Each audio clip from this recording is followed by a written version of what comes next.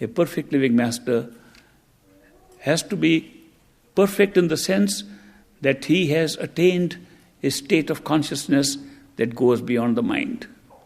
As I said, our mind creates imperfection.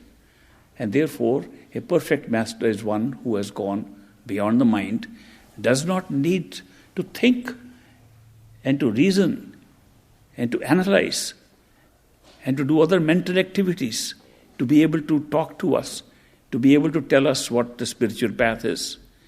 He is able to tell us directly from his own experience as he's having while he's talking to us. That's only possible with a perfect living master whose perfection has gone above the mind. And the imperfection that the mind creates is no longer preventing him from telling us the truth and guiding us.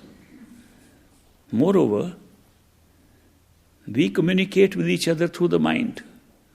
Our languages are created by the mind. We live in the world of the mind. And therefore, it's quite possible that a perfect living master working for us and coming to us uses the mind like we do, communicates with us. But then behind that, he's using something else which does not belong to the mind. He uses the power of love. The power of love does not vest in the mind. No mind, no thinking can ever create love. Love is something that is born in the spirit, in the soul, in our true consciousness. Love is basic to our fundamental consciousness. It is not created by thinking. No mental activity can create it. Mental activity can subdue it, can sometimes destroy it. It cannot create it. Therefore, when we come across a perfect living master in our life, his method is one of pure love. He draws us by love.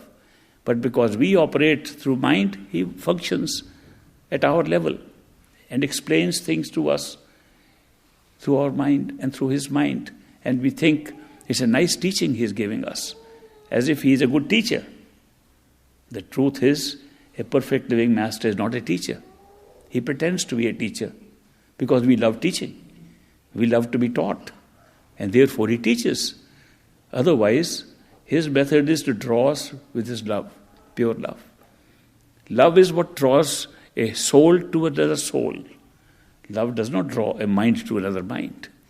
And therefore, the perfect Sant Satguru or perfect living master employs the best method, which is to draw us to his spirit and draws our spirit to his spirit through love.